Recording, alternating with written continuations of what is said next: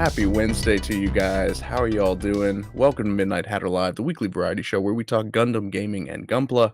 I am Steven, aka Midnight Hatter, your host. And not joining me tonight, obviously, is Adam Blue. He's out there watching G-Cucks in IMAX, doing his thing. So we've got a very special guest joining me, taking second chair tonight, Nick LaPrade, the head judge from ODO 2025, which just took place over this last weekend. How are you doing, my friends? Good to talk to you again. I'm doing great, man. Thanks for having me back on. This is it's fun. I was really looking forward to this all day. So was I, man. When you said like, hey, looking for spots to do, maybe we can live stream something. I was like, absolutely. Because personally, selfishly, I need to hear about it because I missed out Yeah, on the show this yeah. weekend. I hate that you Putting did. in Like, an I was extra looking forward to shift. you being there. Yeah, Yeah, man. And I was even thinking like, oh, maybe I can bring in this the Gundam EX that I'm working on. That I haven't shared anything about it yet, but I'm very proud of it as far as Gundam models go. yeah. Maybe But tonight's the night. yeah, Put it out there. hey, there you go. There you go. Yeah, manifested into existence.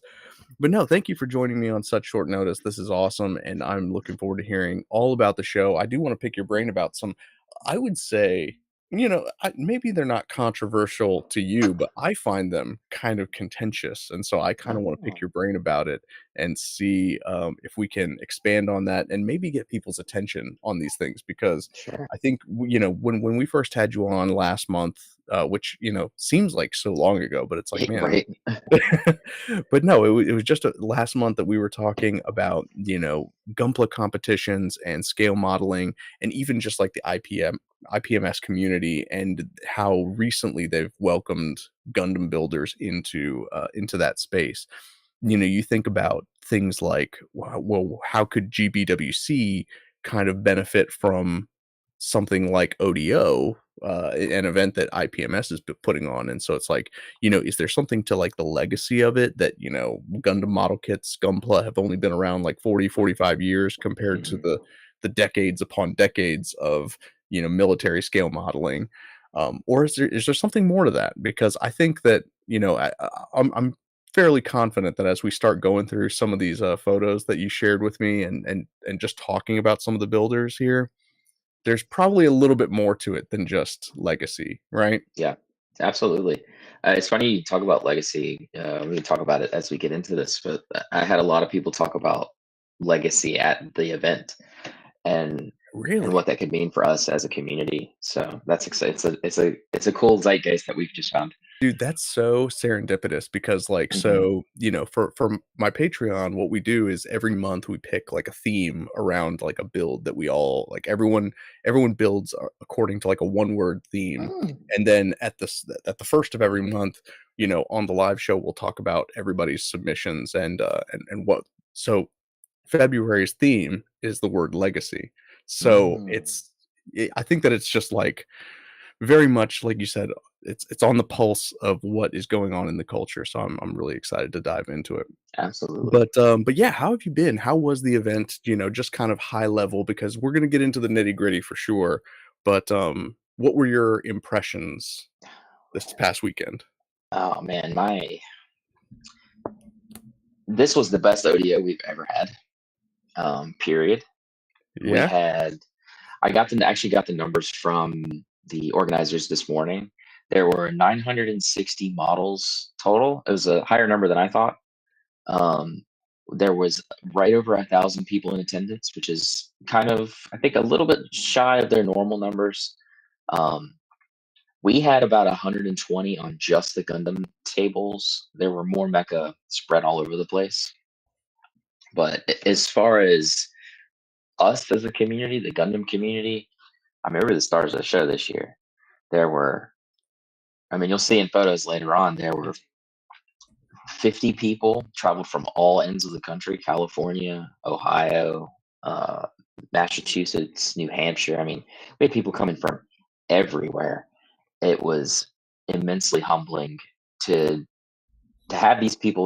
Obviously you have people you talk to online all the time, but to have right. such a breadth of these individuals come in, and having had them look forward to this event for so long, and then to just be so gracious and grateful about it and completely immerse ourselves in our community just, so easily. It was phenomenal. Yeah, dude, I mean, it's like I think you even alluded to it the last time we talked, where ODO is really like the World Series of scale model building, not Yeah. just for Gunpla, but but kind of for all scale models, which, Hmm. from what I gather, just looking at what we've seen, I think that that's probably the case. I am going to go ahead and turn on this little screen share so that you Yeah, guys can man. see what we're talking about here. I So I made 2 thumbnails for the video, and this is the first one that I thought of, and honestly, I love it because you've got, Coop from Undergated. Shout out Hmm. to you guys. Man, I love the Undergated podcast so Yeah, much. man. They're Underrated. Coop's a good guy. they never underrated. These guys, That's like, right.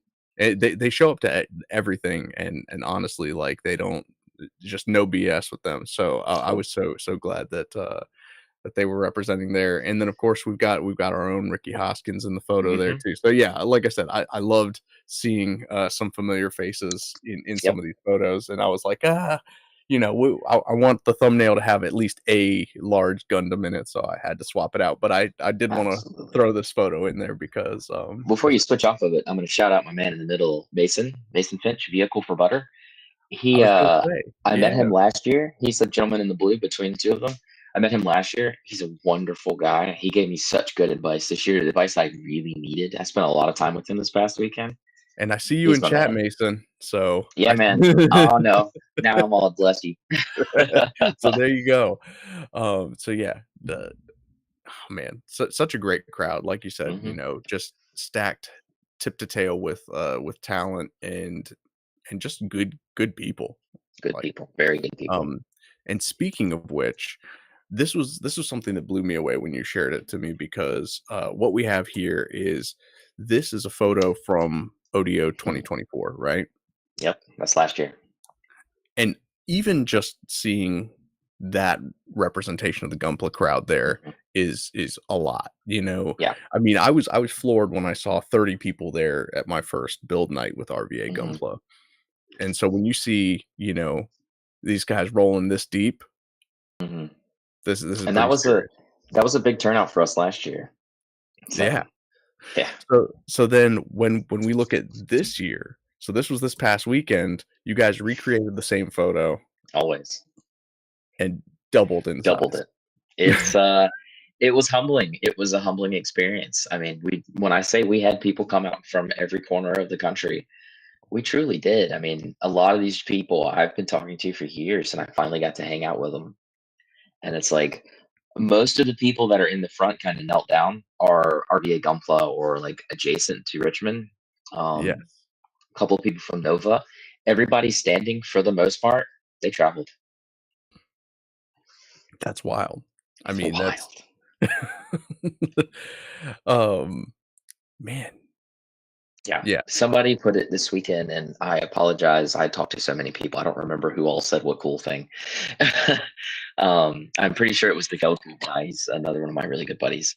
yes. They said that ODO wasn't just a contest; it's become a mecca hub for our community and our circle of the hobby, and that's really been sticking with me all weekend. Mhm, that's well said. I mean, Yeah. one of the things that, even when I was kind of putting together this live stream and I was kind of throwing together the photos and the thumbnail and, like, building the stream info, I was thinking to myself, the Old Dominion Open isn't so much a competition in the spirit of, like, um, we're trying to find out who's gonna win, right? It's more of an exhibition, and I don't mean exhibition in the sense that it doesn't matter, like, when you think of, like, an exhibition sports match, Mhm. right? But it's an exhibition in that, like, you almost, like, have exhibitors and it's like a showcase of the Mhm. talent that's on display. Because Yeah. the truth is, and I don't remember who said it, again, I've talked to a lot of cool people just Right. interviewing interviewing different builders and folks on the show. I'm not sure who said it, but it's like, and I think it might even been you, where it's the trophy that you take home is the build that you brought, right? That's my quote. Yep, that's me. That's yours. Yeah. So, Um, yeah, I feel like that is what is shown here on display is that, like, the community shows up and it's less about taking home a medal, than it is about just being together. showcasing the talent that's within our communities. It's like, and that's the thing that really shown through this show to the older community, because like that's something that I would like to get into at some point. Is just the effect this year had on IPMS and the Old Dominion Open in general. But that's something that they really, I think, understood and saw this year, was that we, as a group, as Gundam builders, that's what we care about more than anything, is each other. Like, we are a community first, and we have such a camaraderie, and we stick together. And contests and winning and pissing matches are secondary. We're here to be together, and we're gonna do that. And I think we showed true to that. So Yeah, I agree. And I think, as we show off some of the builds, I think that one of the things that I've taken away from seeing just the results of everything is not only have Gundam builders come to kind of respect the old guard and contribute to the craft, by branching out and entering other categories, but also the fact that Gundam builds are winning other categories, yes, they which, are. like I said, I'm not gonna spoil. Well, we're gonna bury the lead a little bit, and We're we'll gonna get to talk that about that one. because that's a huge deal.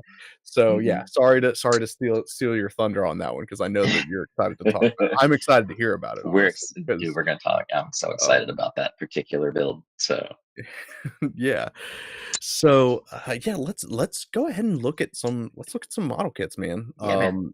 We so you shared with me, but before we hop into it, walk us through how many Gundam subcategories there are, because we're going to be walking through some of them here. Okay. And then, like, what are your sort of, we talked about this the last time we had you on, where uh obviously there's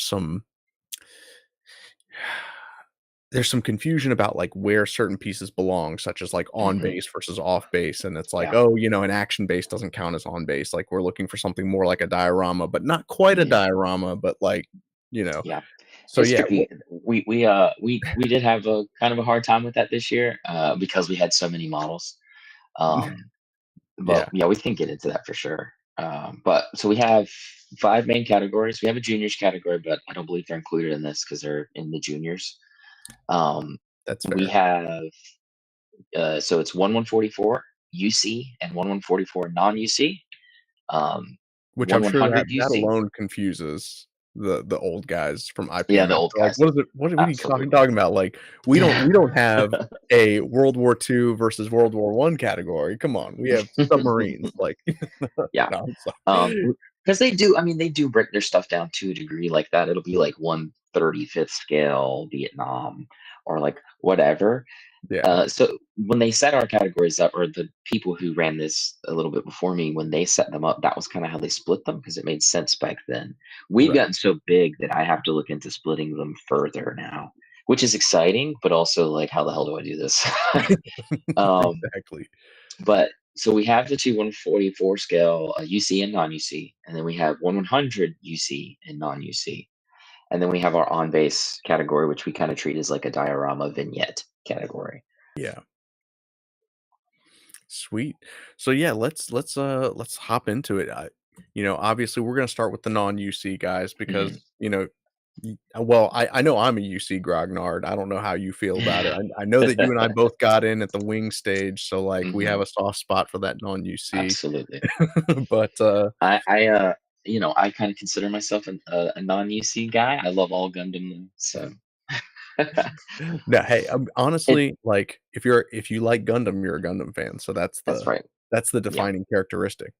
absolutely. It's kind of funny though, because so we had two judging teams. I actually didn't judge any of the non-UC. I judged the UC category, so that was kind of a fun thing. We kind of swapped. That's awesome. So,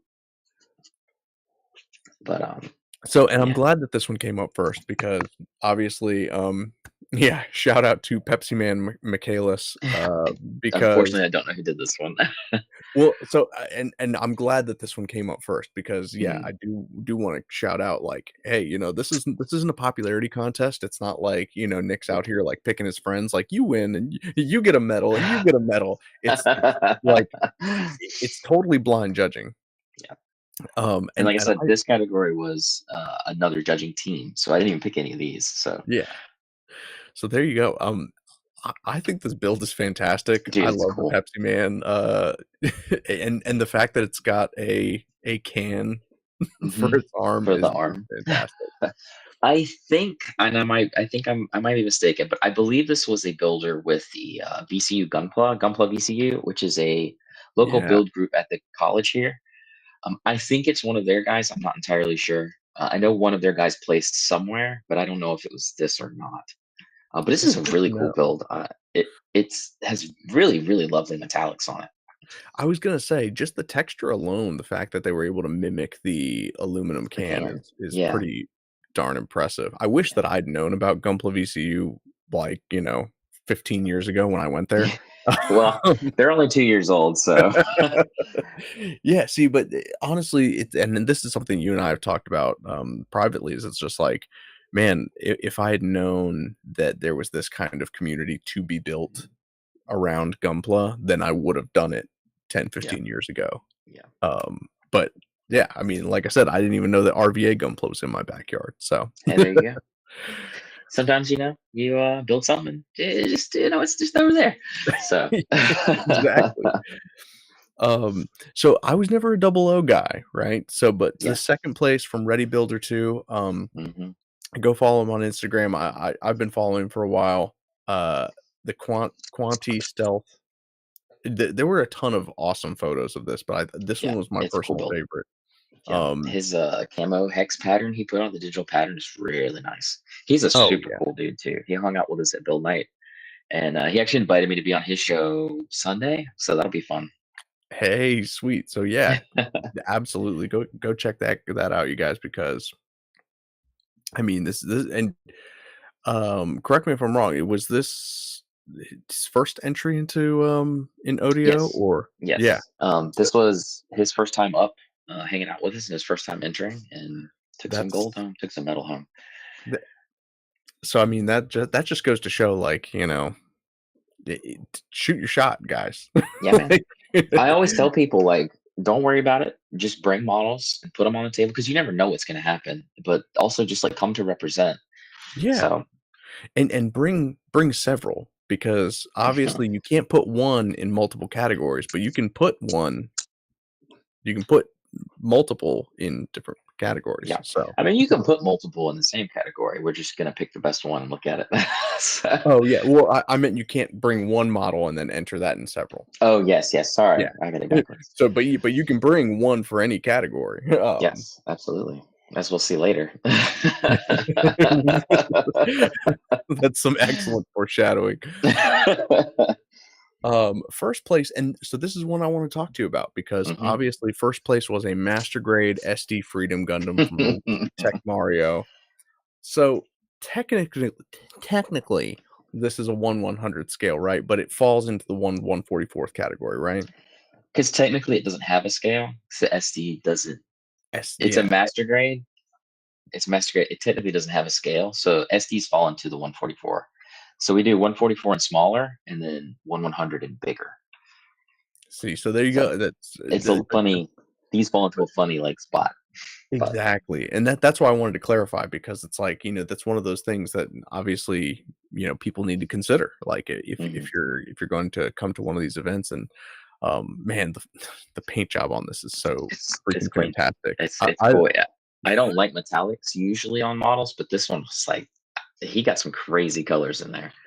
Yeah, yeah, it's super sweet. So now moving on to non-UC 1/100 scale, and I'm glad you were able to get this photo from Lobster's Minis of the Hmm. Eclipse Gundam because Yeah. honestly, the photos on table did not do it justice. No, they don't. It's a cool build. Um, yeah, absolutely. So tell me what, yeah, walk me through this build and and tell me like what really made it stand out from the others on the table. I would say that I can't do that because I didn't judge this one. Well, yeah, Unfortunately, that's the only downside is like I didn't like yeah, inspect all of them. Um, yeah. You didn't but get I to didn't lay get up the close hammer with this down. one, unfortunately. But it's a really cool, like from what I have seen of it and what I see in passing on the table, it was really had really nice table presence. The shading and the painting on it was like, it was up there. It was really nice. That's what I noticed about it is like, it's I think that what it is like super competent. Like the Yes. shading on it and everything about it is very um it's not gimmicky. Hmm. Which obviously I'm not trying to say like, oh, gimmicky builds are inferior or something like that. But like obviously with like the Pepsi Man Michaelis, like that is It's a funny. Yeah. distinct build. Like Yeah. that's not something that's like I'm gonna showcase specifically like the fundamental talents that we talk Yeah. about so often. This I One. feel like is a pure exhibition of like Yes, it's talent, fundamentals. skill. Yeah, and that's like the big thing we look for at ODO when we start judging is like your fundamentals. If Mhm. you can pass the test on your basics and your fundamentals, you're already like leagues above of everybody else. And that's kind of where this started to fall. Is it had really really solid fundamentals, and also like a thing for me with this build. Um, he picked really smart colors. Like the Eclipse is kind of a goofy color scheme in my opinion, but using the white and kind of getting in the grays, um, it Oh, really gives it this kind of like bursted light effect when you really look at it. I mean, I know in this ye photo he's hitting it with the spotlight to give it more of that, but he's really playing to the strengths of the design of the model, and it's really clever. I was gonna say it's almost painted like a miniature, like Yeah. Warhammer or something like that, where you get that sort of object source lighting. Hmm. Because you really do see the highlights of like where your eye is supposed to fall on the Yeah. model, Yeah. He which picked some really smart colors to help push and pull everything out. absolutely. Now in second place for non-UC, I got to shout out PK, my guy Pencil PK. Knight. Um, I love his stuff. Obviously, I'm a sucker for LEDs because that's kind of like my thing, and so Hmm. every time I see one of Pencil Knight's builds, I'm just blown away. And especially if you guys haven't, checked out Pencil Knights on YouTube to see the wiring that he does, it is so clean and like I mean it's like watching a professional like master electrician work. Basically. The way Yeah, that he like he twists was giving me and some good tips. So it's really impressive stuff. Um Again, I'm not a non-UC guy. I'm not a Mhm. seed guy, so I can't say too much about the Calamity Gundam, but man, this custom LED work Oh yeah. is This pretty is sweet. another one where he really played to the strengths of the model with like the way he set the LEDs and everything up. And then it has this photo doesn't really show up, but the shields that are on the sides, there's this huge slash going through them, like it blocked, and then there's a big cut in the middle of it, and it is really cool. He really played up the like armor aspect of it. I'm not sure Yeah. why he posed it like this. I know he has a couple photos posed. Um, it's a Yeah. simpler pose, and he has a couple photos where it has the scythe and it's like blocking, and it really really shows all the extra work he did. I mean, you see it anyway in the round, but it was Ye posed like this at the show.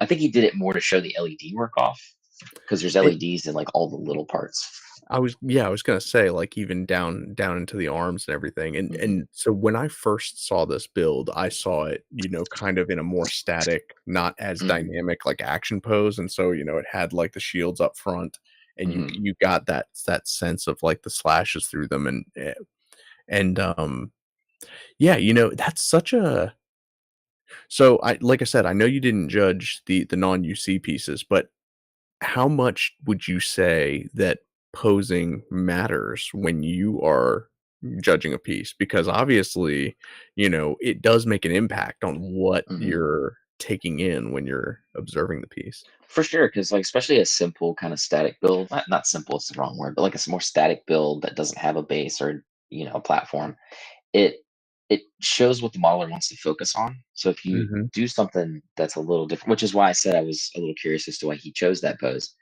I didn't mean anything disrespectful about it, but like Not at he all. has this big weapon and the shield with the damage that's on the shield, which is kind of the central, in my thought, the central like view. So I was curious like, what he was trying to emphasize, because with opposing, especially on a a more static build, you can really sell a lot of the story with it. It's actually a really good you asked this question on this particular model, because he entered a couple of narratives in one of the other in 1144 UC, and one of them was an Apex that only had the legs and like the torso bit, like it had cast off the big grabby hands, Yeah, and he was like it was propped up on the boosters, and then it had a gun forward and an arm backwards, and it showed all the LEDs and like an arc up through the thing, and it was really really well posed, and that was one that like I immediately drew my attention, and we started talking about that one in depth because it had such a strong and powerful pose, as opposed to he had the second one that was the B packs. That's the one with the big grabby, like Psychomo arms, yeah. I think. Um, but he had that one posed a lot different, and it wasn't as powerful. Um, It but it was a does make really a nice difference. comparison because it was both narratives and they were both by the same modeler. So it's a really interesting thought into like how he was thinking about putting those on the table. And that's something that, like, that we've talked about on the show before, where it's like, the idea of telling a story with your model kit, not just in the posing, not just in Hmm. necessarily the weathering. Like, a Yeah. lot of I've seen a lot of modelers go way over the top with weathering to the point where Hmm. it's like, okay, it's like you obviously know how to beat up a piece of plastic and make it look like tube metal, but where's the storytelling that goes into that Yeah. piece. And like, I think I was just recently watching a YouTube video of a guy that was weathering an old World War II tank, and he was like, oh, this isn't going to be a very clean job as far as the painting that I'm doing on the back, on the rear of the tank, but like the idea is that this was being painted with mops. And so like, Mm. when they were doing this, it wasn't like, it It was wasn't done neat. sloppily. And so, Yeah. like, there's an aspect of when you look at it, you might think like, "Oh, this kinda looks sloppy, like it's like there's imperfections there." But it's like sometimes the intent lives in the imperfections, where it's Yes. you're trying to express something. And so I think that you're spot on when even something down to something as simple as posing, which obviously everyone who builds Gunpla, like, we all play with our toys and we all, like, try to create cool poses, and sometimes it's not even just about what's the coolest pose, sometimes it's about the pose that kind of Yeah. expresses The the emotion. the most, significant story. So Yeah. I will say, like, if you're on a table with 40 other models and everybody else is just kind of standing there and you got a cool pose, makes you stand out a little bit. it So does.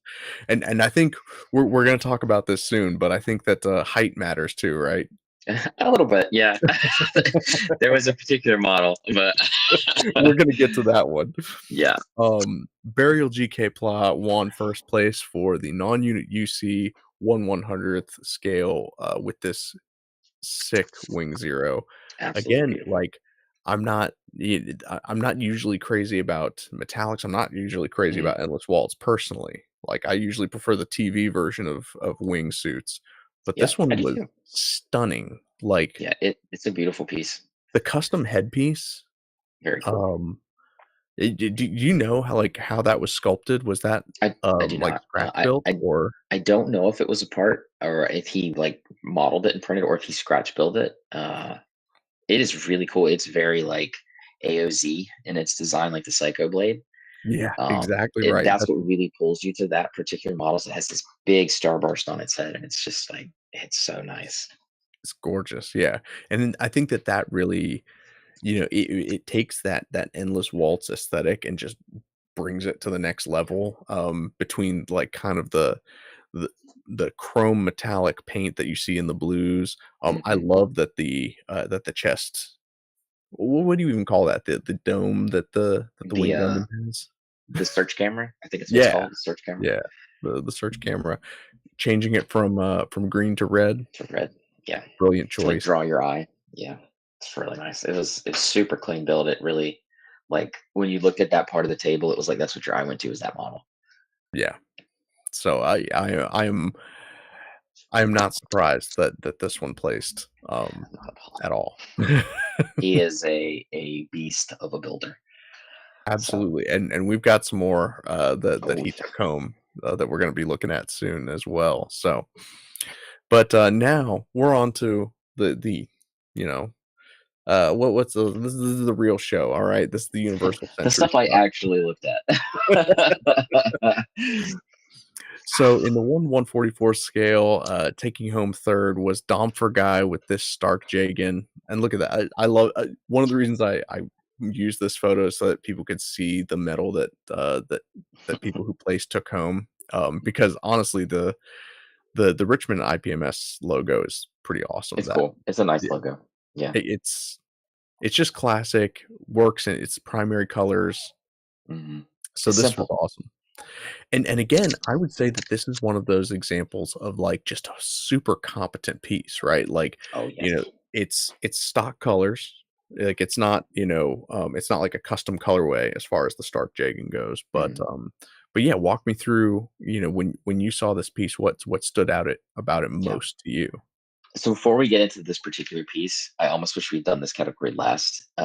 1 to 144 UC was the hardest one, in my opinion, to go through because there were 10, 12, 13 models on that table that were like this close to each other, and it was hard.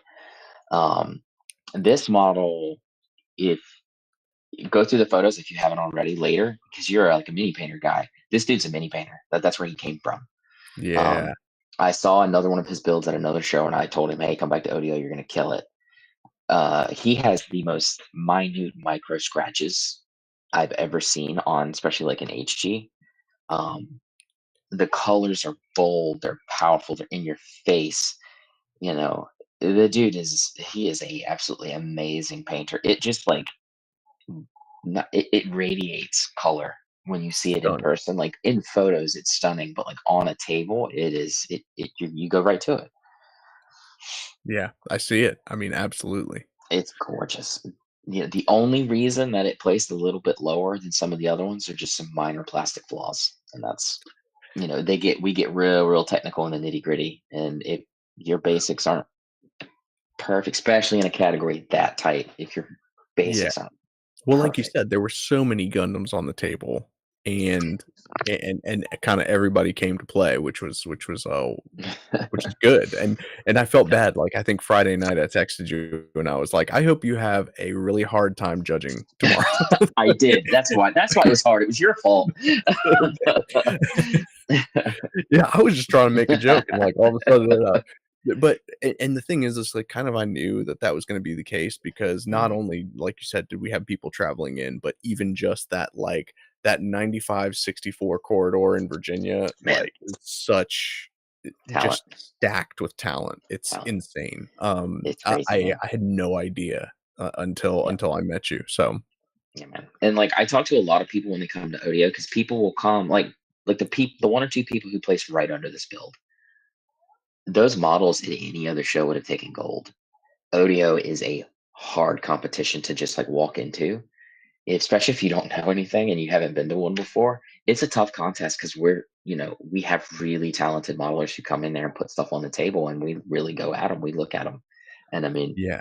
we look for because a lot of times, especially like this category, you have to get down to the nitty gritty and look at like, all right, this is perfect. Where did they screw up? What did they not do as far as they could have? And that's what we have to do. And like this is a perfect model, except for a couple of seam lines. It's a couple of little micro cracks that you wouldn't even see without a flashlight. Which isn't that, like, I mean, if that doesn't kind of, if that doesn't kinda tell you, like, "Hey, man, focus on the fundamentals." Like I Yes. said, I I might be a big gimmick guy, but, like, the gimmicks are only gonna take you so far, and then That's right. once people actually start scrutinizing your piece, Yeah. that's when you get yourself into trouble. That that tends to happen with people, and there's a particular individual. If he's watching, I'm not gonna say anything I didn't say to you when you asked me about it.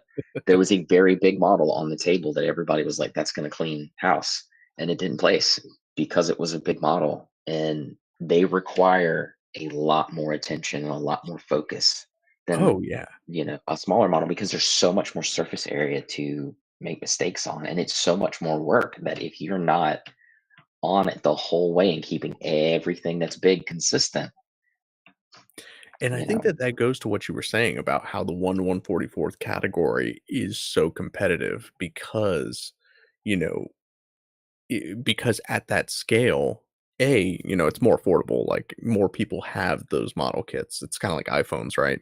But Yeah, B, it's like there's a lot more, um there's a lot more people that are, like, dialed in, right? yeah, Because obviously committing to a 1/100 scale kit, a perfect grade kit, like 160, 172 scale if you're, doing like a Kotobukiya, those, like you said, they require time, they require patience, and so you're not gonna get the product out of it that you're really looking for. if you don't sit down with it. It's like I will Yeah. say based off that though, like, because I had conversations with people about this and I've really been thinking about it. Um, HGs at contests like this are nothing to shake a stick at because they tend to require a lot more plastic work than like a Mhm. master grade. Because like especially modern master grades, they're so flawless, they're so seam removed, they're so perfect that even though they're big and there are a lot of parts, they don't require all the time that much more work. A lot of them you can snap them, put them together, and put them right in the paint booth. An HG, especially like that guy and the two we're about to look at, you got to really go through those bad boys. You got to really clean everything. You got to go through. You got to make sure it's all prim and proper before you can, you know, do anything else off the top of it. And Yeah. If I that's see a something I've been polycap, thinking about a you're lot. Yeah, well, you'll see a nice polycap in the next one. That's something though I've been thinking about bridging the gap to kind of the older generation of, because a Yes. lot of them they they like the challenge of building a difficult model, and like a lot of them would probably build a master grade and be kind of bored because master grades are Mhm. so flawless. And like an HG is a challenge sometimes to make a really really nice product. Yeah, It's a agreed. school of thought. It's a school of thought. No, and that's why, I always, I don't wanna say I look down on, but, like, I always kind of, chuckle to myself at, like, the guys that are, like, master grade elitists because it's Yeah, like, "Oh, I only build master grades." It's like, I mean, you're really not saying much by saying that because every grade, every scale, has their own difficulties. Yeah, perks and drawbacks, like, yeah. um yeah, I mean, I think that especially when working at the 1 to 144 scale, there's a lot more precision that has to be done when you're painting smaller details And compared that's to why these categories are so tough. And we'll it's see as we move on. And like the next one we're going to look at is exactly what I was talking about. yeah, sorry, I won't Oh, drag my you're feet good. on You're good. it. You're good. Don't drag all you want to. I'm enjoying So, this. So, Goog, I see you in chat. So congratulations on taking home second because the F2 is my absolute favorite Zaku, and this one is stunning. This stunning. is The so this model is the model that made me love Zaku's. So yeah, I mean, even like the first thing obviously that draws my eye is the pop of red there underneath that the polycap. I'm telling you, I told you yeah, that polycap. The fact that he went in and painted that like a bright poppy color and draw attention to a polycap is nuts.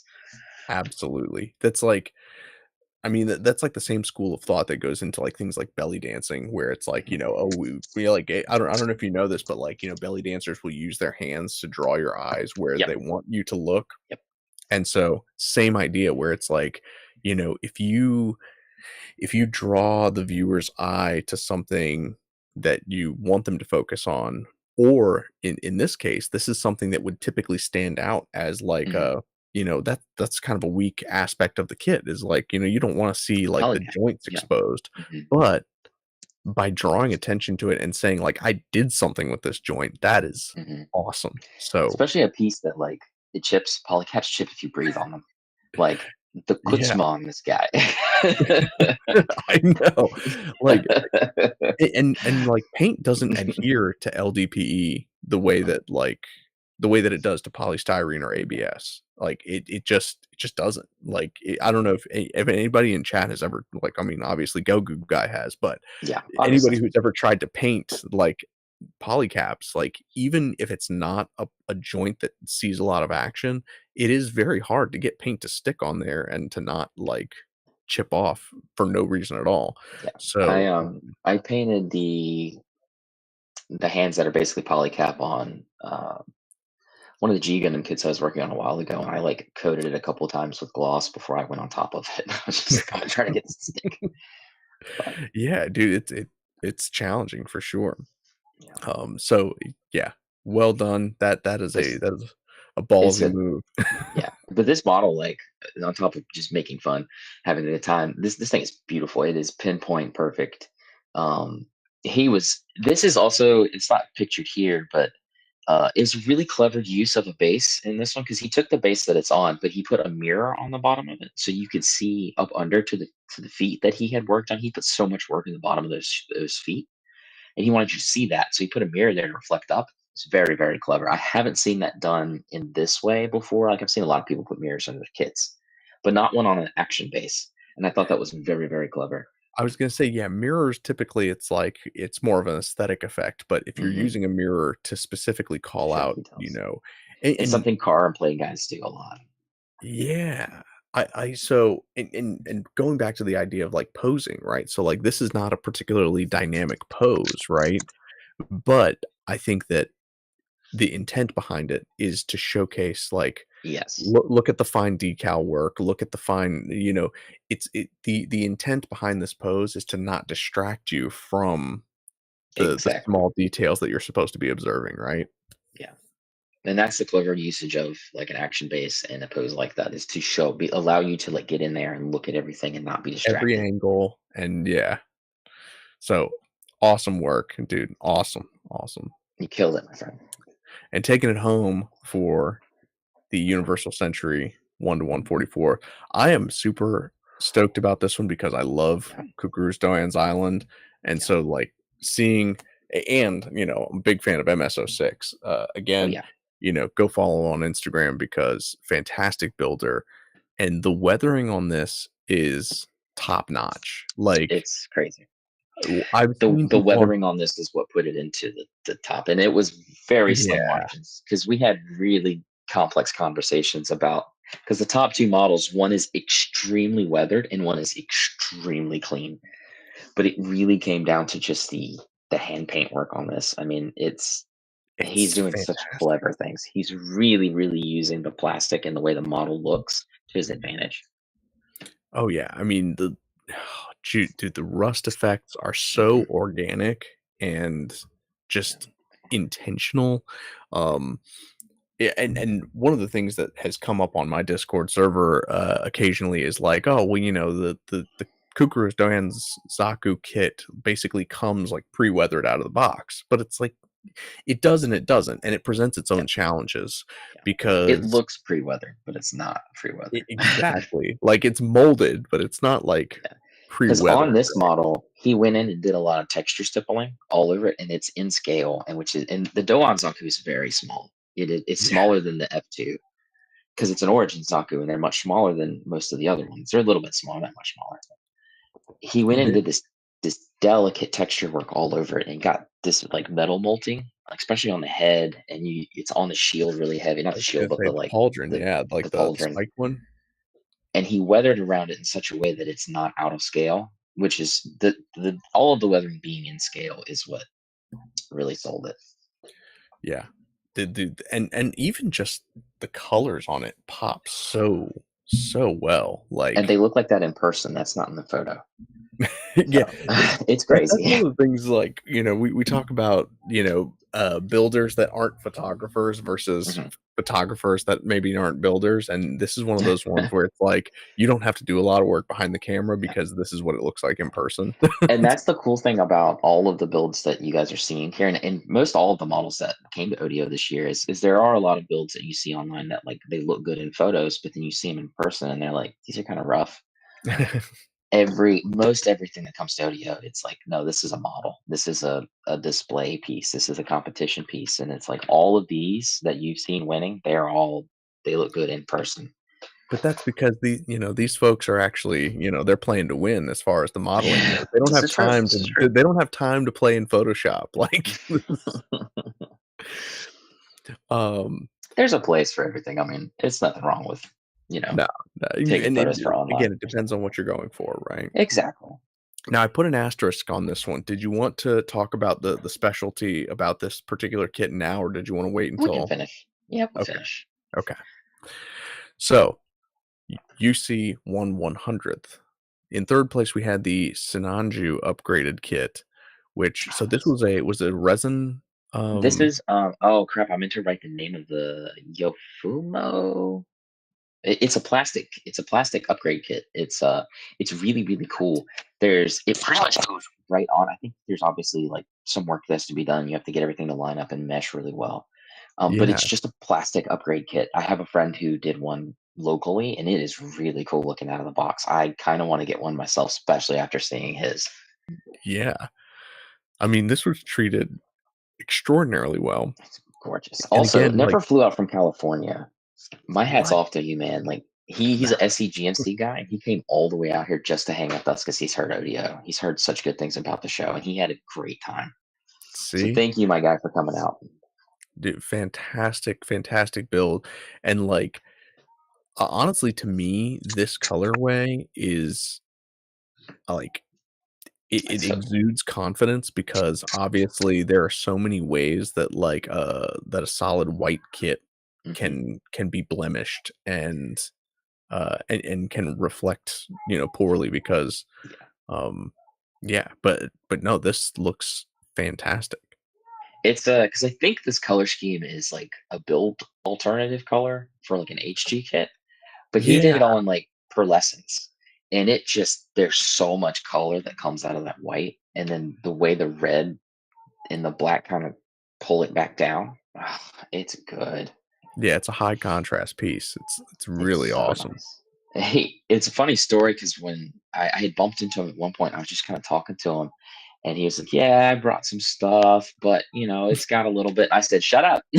I said, "I'm gonna look at this in like 30 minutes." I was like, "Don't tell me." And he kept trying to tell me what was wrong, and I was like, "Don't tell me anything." And his friend jumped in on him, and I was like, "If it's wrong, I'll find it." And it's like, "But don't tell me because then I'll look for it." I was gonna So. say, I am fairly confident that you would find things wrong with just about any Yeah, kid. I mean, it I've plays known you there. I long found enough I to found what know he was talking about, but Um, so in 2nd place on the 1/100th table was the Zegok, which you don't remember the name of the builder that did this one, do I you? do not. I could not figure out who did that. I have a suspicion it might be an IPMS guy just from the way the weathering is. I I'm was not gonna say entirely this sure though.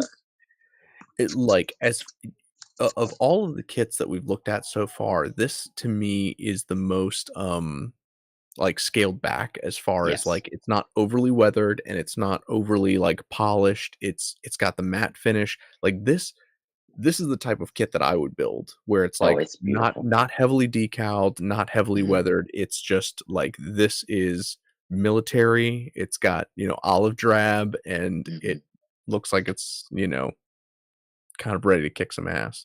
It is. It has all this really subtle weathering along, especially like the feet and all the places you'd expect it to be. Some nice chipping. The colors are Exact flat, so in the photo it's really hard to see it. But man, this was a beautiful model. It had a couple of like the Zigok is notorious for the seams, especially like up here. And it had Yeah. those seams. They didn't seal them and fill them, and that's what cost it a win, a big win. But God, this was probably one of my favorite models of the day. Yeah, this one's Um, really, really awesome.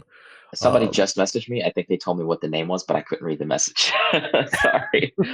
Shoot. Well, yeah, one of the things that I wanted to mention is, like, obviously I put in the description in the chat below, like, names and tags coming soon after this show. What I'm gonna Mhm. do is I'm actually gonna go in and put links to everybody's work so that, Fantastic. at least everybody that we can find, because I do want everyone to go follow these people Yeah. because and as an aside, I want to say that even just seeing this stuff from afar, seeing it online is massively inspiring to me. Yeah. And so seeing it in person and seeing this collection of people that have put all of this passion and all of this work into these pieces, it really gets to the heart of, like, why we do this in the first place. Yeah. And that which you just said is exactly why I have tried to do this for the years that I've done it. Because like after this week, and usually after ODO, like the Saturday's what it is. I go home, I crash. Sunday, I'm just useless. I don't do anything. My cup has been so full the whole week, and like it's been a long week. We talked about it earlier. I had a 13-hour day today. I'm good. I am so like I'm You're still high buzzing. from ODO. Because this week was, I mean, it was such a good show, and there were so many people who came in for the camaraderie and for like, and so many people have told me since the show how inspired they've been from it, and they've not to aside too much, but like they've thanked No. me for the work that I did putting this on and like helping put it on. And that's a whole thing I've been having to think about lately is like we'll come back to the thing later, I guess, but We'll get gushy. yeah, Um, yeah, we'll no, get dude, mushy. absolutely. Like, seriously, after this weekend, I picked up my V8 again, and I was like, all right, game Fantastic. on. Like this thing needs to be done. Like this month. Like we Hell are. yeah. So absolutely, this kind of thing gets me hyped. Um, so taking home first in the 1/100th category, does this count? I don't know. It And this does. goes to It what we were counts. this goes to what we were talking about, right? Like Yeah, where it obviously counts. it's like there's more. There's so many. There's just too many Gundams, right? Like that's what it It's comes too down many. to. We need to downsize the Gundams. Pun intended. No. So we've got the mega size 1/148th scale Char Zaku 2. This to me, and I love the Doan Zaku for scale Mhm. here. Wait, this was MS06 as well? It's supposed to MS06. There's another couple. These are some photos he just like shot today at his house. Cause like, hey, do you have any photos? There's photos from the show in an album. All of the show photos from ODO are in an album. If people want to look at them, I have them from like a couple of different guys. My buddy Okay. Dwayne, and then Heavy Metal, uh, Gunpla, I think is his name. Yeah. His tag. I mean, Heavy Metal. He took a ton of photos, and they both have them like in a collected album with a couple other people, and it is awesome. Like the community coming together in that kind of way as like a post show thing has been really cool. Um, but yeah, this thing was like it was nuts. Uh, just the fact that he did it on a mega size. I've seen one or two other like finished mega size, and this like is it just shoots way over those. Um, he did all of this texture work all over the model, and it's weathered much like his smaller one. It's weathered to like I was gonna sheer say even perfection. even from this photo and, like, from this distance away, you can see the grading done on Hmm. on the piece. Like, you can It, see the tone changes and, like, the pre-shading that's going on here. Obviously an LED mono eye, which, speaks to me. yes, it But looks yeah. so good at the show too because you had to like kind of get down to see it, and then I would like blom out. It was nice. And like you were saying earlier, like, there's so much real estate where things can go wrong on a kit Hmm. this size. Yeah, So the and fact it that he didn't. was able to He had one or two kind of rough spots, and that was about it. And like on a big model, I'm everywhere. I'm like, where's it at? Where's it at? I'm gonna find it. They're not hard to see on a big model. That's the problem with a big model. But like his shoulder, the bulger on the shoulder wasn't fully sealed. Like those are so hard to seal on the mega size. But he got the leg sealed perfectly. So it's just like there was some micro things. Yeah, I mean, the mega size Zaku is much harder to work with than the mega size Yes. Gundam. Like, the mega size Gundam, I've seen people that, like, will just mask the seam lines by slapping, like, a piece of plot plate over the Hmm. seam and, like, calling it good. Like, "Oh, it's a big panel line." Like, it's not Well, you um, can't if it works to turn it into a panel line, turn it into a panel line. But yeah, like but you really can't do that with on the a curvature of a yeah, Zaku. yeah, Like, that's on a big kit, it's a more unnoticeable that like you're just trying to get around it. So exactly. So no, well done, dude. absolutely. Fantastic. So it's nice to see big and little here together in the photo. That's one of the reasons I Absolutely. like this picture. It's got uh, presence. Like we've talked about presence. That thing has some presence. yeah, and this goes to what we were talking about earlier, where it's like just having something that stands head and shoulders literally over everything else on the table. Now, it stands out, but sometimes not necessarily in a good way, right? Like, Sometimes. you just because your piece is taller than everything else, and it's like, oh, the judge doesn't have to bend down. Like sometimes that makes it kind of a target for greater scrutiny. Yeah. No, I agree. There was a friend of ours who just kind of gotten into building Gundams. He's a mini painter, but he's built like 3 or 4, and he's like eating them like candy. He brought a great XS that he just finished. Um, but when he brought it to the show, he had it on a nice podium platform, but he had it really high up on a rod, like a good foot Ooh, off the base. And I yeah. immediately was like, "We're going through that." And it was like if it had only been like 6, 7 inches up, it would have worked a bit better, and it wouldn't have brought so much attention to itself. But it was literally like everybody was here, and it was up here, so it's really funny looking. But great model, just I mean, Cody goes hard. and that's everything from Sentinel. That's the rumor online is that like the EXS Gundam and the S Gundam are like the gold standard of Gunpla builders. Like if you've built one of those and customized it, like that's Mm, your mm, that's the badge of honor. That's like mm. that's the standard that you have to clear in order to be a real builder. But I've never that heard that. it that's sounds like that's one of those, like, interesting. no true Scotsman type deals, like, Oh, "Oh, I got you. no true Gunpla builder is a real Gunpla Yeah. builder until they built an S Gundam." So, I Well, don't I've know got a about deep striker up there, so I guess I'm okay. Yeah. Yeah, I've got a busted, well, this is actually my GBWC, build, Oh, so, no spoilers, right? spoilers ahead, it's an S Gundam. Cool. Alright. So now that we're out of just the straight categories, and I sorry to take you over. Are you cool to hang out for a little bit longer? I know Oh that yeah, no, we're I'm good. just We are keep going, man. This is you I'm know my cup runneth over. exactly right, man. Yeah, because usually we usually cut it at the hour, but honestly, I'm I'm so good. hyped and just Yeah, like man. I really do want to showcase all these builds because Yeah. obviously Jupla taking home third place on the based Gundams. Honestly, so you shared a couple of photos to me of this like out of the competition, but Mhm. one of the things I loved about this particular photo is the forced perspective that you're getting where it Yeah. looks big. Because like the other photos, like the photos from home, really look like a model kit, whereas Yeah. this, like, you can see the tiny, figure in the foreground, and so there's the again, this goes to, like, the idea of telling a story with the Yeah. base, And the and story is what really sold it for this one. Not sorry to like interrupt. no, that's It was exactly what I was gonna ask really about. it was really really tight between this one and like fourth.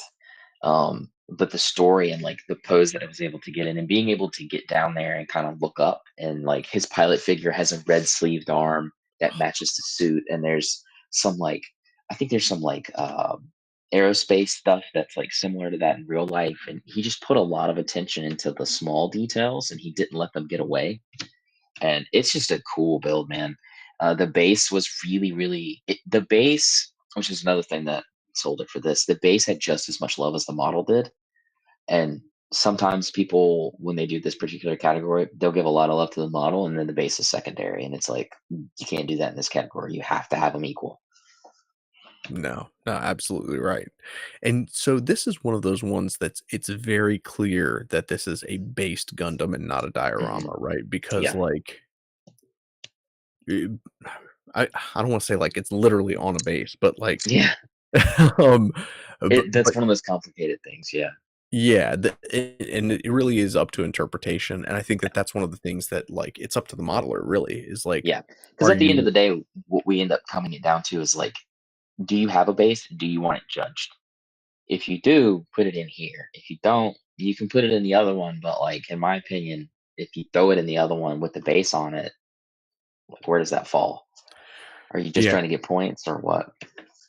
exactly, and to your point, if the judging done on a non-based Gundam model kit is done on just the model, then, like, Mhm.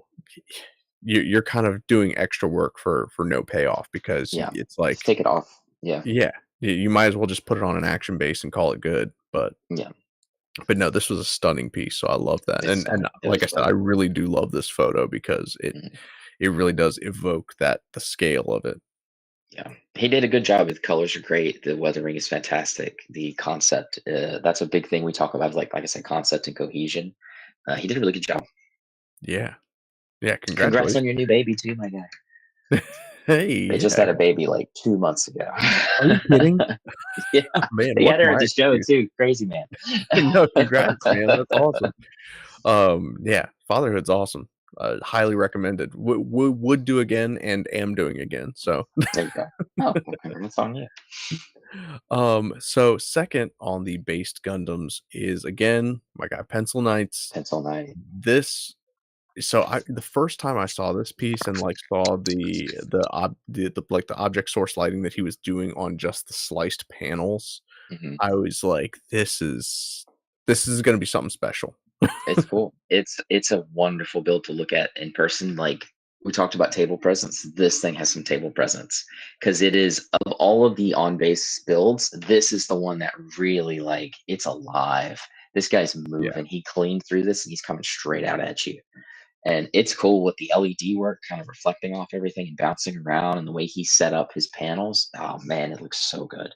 Yeah, yeah, and this is one of the ones that I think more than probably more than I don't say this to disparage at all. I'm saying like more than any other pose slash build that I've seen from Pencil Knights. Like this one is one that's like the LEDs aren't just stealing the show. Like No, no. there's so much Yeah. going on here that it's not just about like, hey, look how I lit this kid up. It's like Mhm.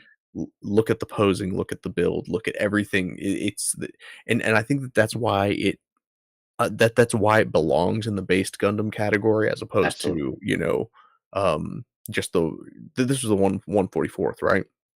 This was a 100. He did this on the 100. Oh So wow. yeah, it's big. The yeah, if he had put it in the other one, I'd have made him move it. You, Like, no, bro, stick it over know there. what what's doing it to me is I see it next to the Destroy Gundam in the Destroy. background there, and I'm Yeah, like, oh yeah, this thing looks tiny. it's tiny. But to your point, I mean, table presence, like that's Yeah. And the container that it's coming out of is really cool. It's one of the few builds that really use the like its base as it's silly to say that it's one of the few builds that use it as like a central structure, but it really does. Like the base has just as much presence as the model kit does, and that's really what you want in this category. I was gonna say. So It's such a neat design.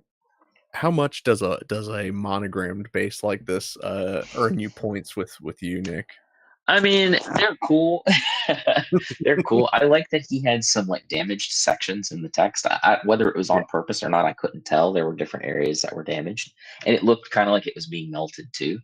I don't know if that was intentional or not, but I liked it. Um, But you know what? we had some, That's the best way to do it is yeah, if if it looks like it might have been intentional, yeah, it was. yeah, yeah, right, exactly. Like, oh, the judge thinks it's right. That's what it was supposed to be. And But honestly, pencil, like that goes to like that's a serious skill. It's like if you're making a mistake, at least make it look like you meant to make that mistake. yeah, and if you own it, and that's the thing too. It's just like there's a couple other builds like it was like I couldn't tell if this was an intentional thing you did or if it was an accident. And if we can't tell, then it's an accident. And that's a point across. But this build from Pencil was like fantastic, and it's been a real. I always glow my guy up because he comes and supports us, and he has for years, and he's been entering shows and he's been competing. And he took silver in two categories this year, and He did. this was a real glow up of his skill set that he's been building on for years. I'm really proud of him. So he did a great job. Yeah, fantastic work, man. Um, come on the show. Like I've been trying to get you on here. Yeah, come on here, Pencil. um, so now number one, and I'm glad that you were able to get the photo of this because Yes. I don't think I would have believed it if you told me that Poison is Dart actually Frog. That's what it was called. yeah It's really cool. the poison dart frog Zaku warrior. Um, and again, this one kind of skirts the line between diorama and based Gundam, right? Yeah, Like it does a little bit. because it's got Yeah. some of that natural element to the base. Yeah, tell me about this one. This one's cool. It was just a really cleanly put together Saku Warrior, obviously. He's crushing a little tank there. The tank kind of blends into the base. The base is strange. I've never seen anyone make a base out of what they made that out of. I don't know if the grass and the greenery and the foliage was printed, if it was molded. It's plastic. It's some sort of actual plastic. It's not grass. Right. Um, Yeah. it was strange. I'd never seen anybody use that sort of. It almost looks like stuff from like a toy set. It was a little strange, and I wasn't fully about it. Um, but the effect that they gained with it, and like the smoke there, is also plastic of some sort. I was gonna say, Um, typically, you see that done with, like, polyfill or, yeah, or like a foam or something. but I Yeah. appreciate, like, the consistency of it. Like, Yes, and I that was think that what. if it were it was using, like, the miniature grass that you get for, Mhm. like, basing Warhammers, like, I think that that would take away from it.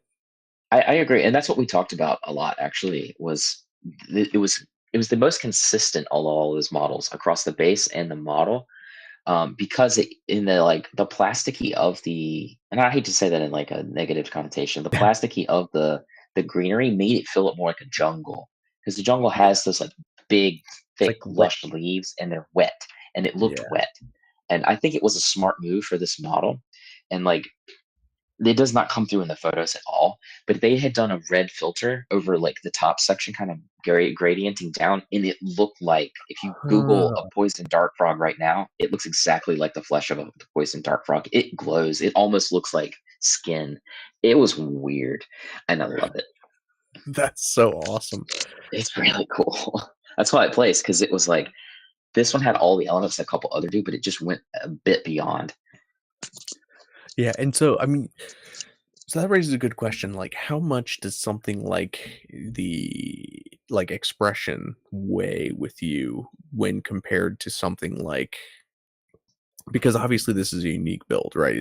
It's not your typical, like, I'm just gonna do, like, a stock, Gundam-y build. This is like Mhm. taking a Gundam model kit and putting, like, a new skin on it, Yeah, pun intended. pun Uh, intended.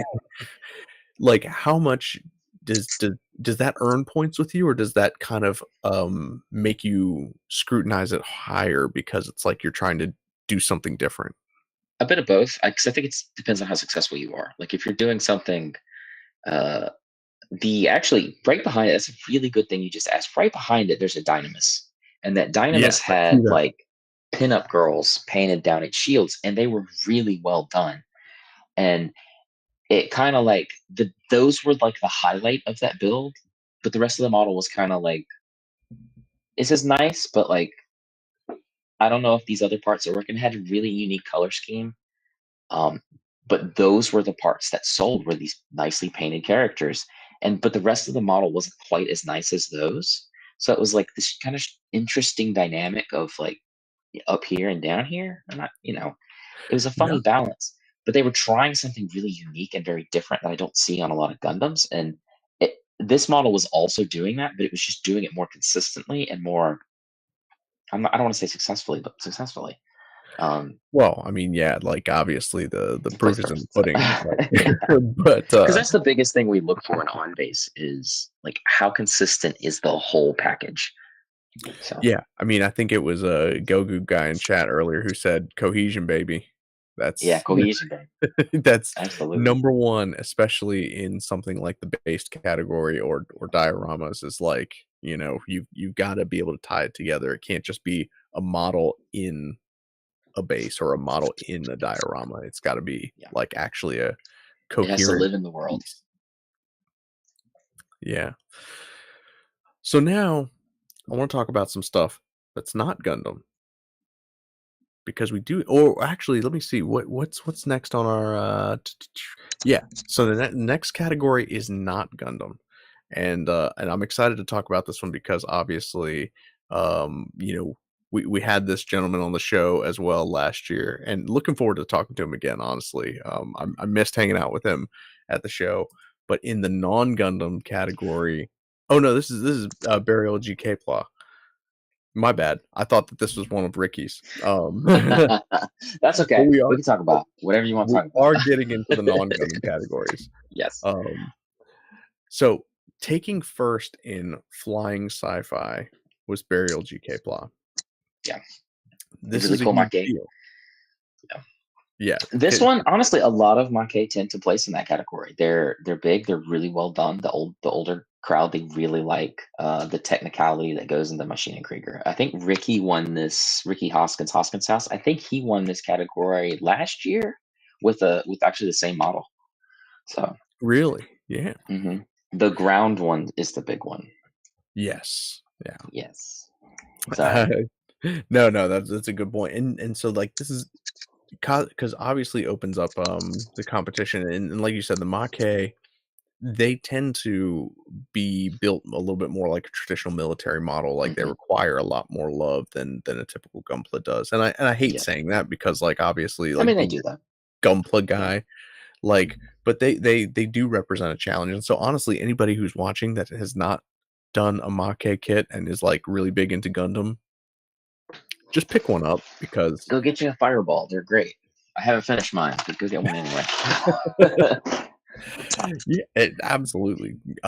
Yeah, wet your whistle on one of these things because it does, and that was I obviously follow like paint on plastic Lincoln Wright.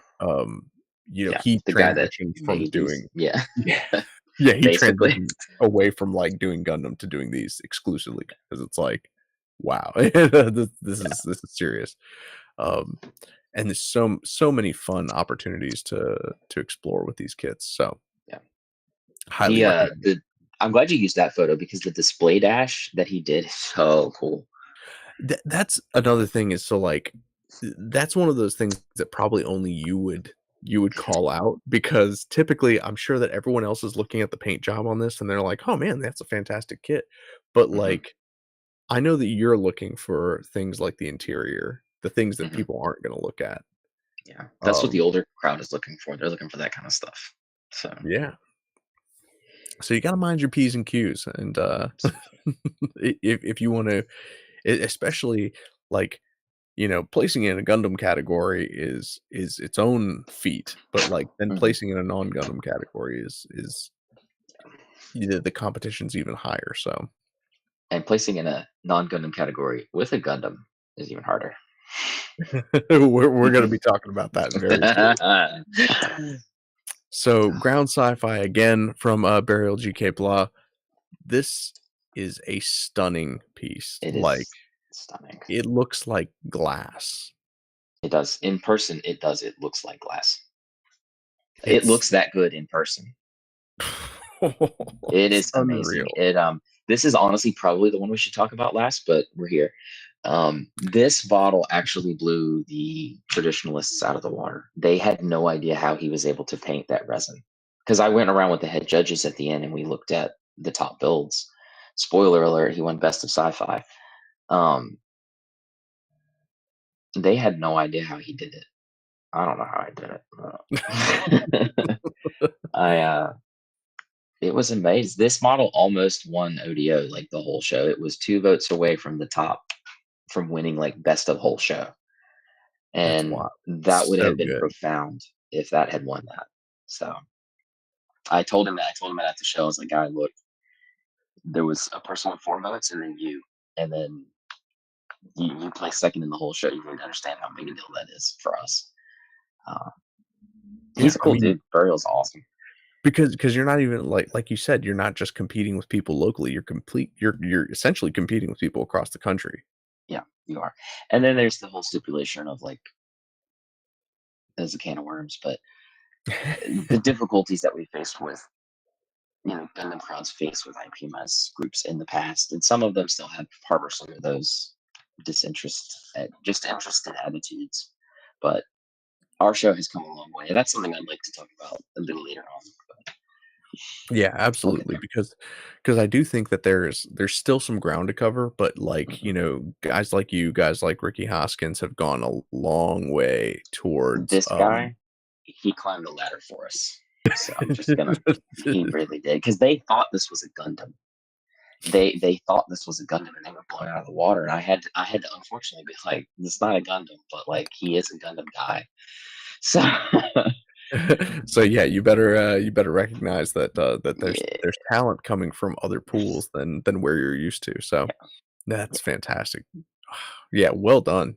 Yeah, great work, Absolutely. Burial. Beautiful. Five Star Stories took over that category because I think he brought two, and then Genesis Evan Gavin bought like three or four, and they just took over ground. So it was great. Actually, I meant to say this earlier.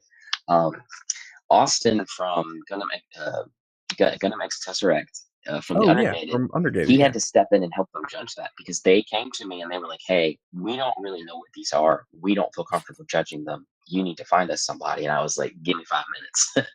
And he was the only dude I could find because everybody went to lunch. He was the only guy I could find that was like, "Yeah, I know about those. I'll go help." And he just like his beautiful, wonderful, happy, bubbly self went right in there and put those old dudes to. That's rude. He put those gentlemen to at ease, and they judged the category and they placed it best. So That's awesome. Dude, thank you, Austin's Austin. such yeah, fantastic guy, like, that Yeah, if you had to pick, like, an ambassador of the Gunpla community, like, that's the guy yeah, you want because yeah, he's so knowledgeable, like, just deeper knowledge than most anybody that I know yeah. between Gundam and anime, but then Mhm. also just, like, always super positive, super friendly, like, He's always got a that's smile. yeah, I mean, and it's infectious too, so Yeah. no, that's amazing. I'm glad that he was able to, that he was it able was to, it was um funny because the dude was stressed. He was like, "My judges don't even want to look at this. What do I do?" And I was like, "Give me a minute." But that said, like they actually came to me and they were like I said, this is the thing we didn't talk about, but the guy came to me and he's like, "Nick, I don't know anything about this. We don't know anything about this. We don't want to judge these." But 2 or 3 years ago, they would have just not looked at them. So that says a lot yeah, because, um we've done the work. So, yeah, absolutely. Paid your dues. Yeah, and paid dues on behalf of, like, all of us yeah, that want to be a part of this space, so yeah, and that's been like I said, we can get into it later, but like that's been my impetus, and potentially, as someone said, might be my legacy. So there you go, man. talk about that. So, still in the non-Gundam categories, we have, let me first place fantasy figure. Now this Time one, to duel. I don't know. I have mixed feelings about it because as much as I love Ricky, does Exodia count as a fantasy figure? In this particular contest, yeah, yeah, it does.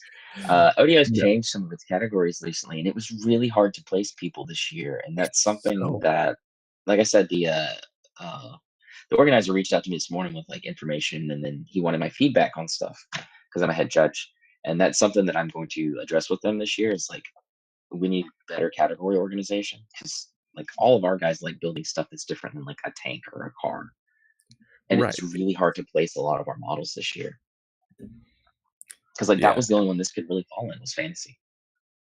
pretty much. Yeah, and I this is one of the few pieces that I've actually seen in person.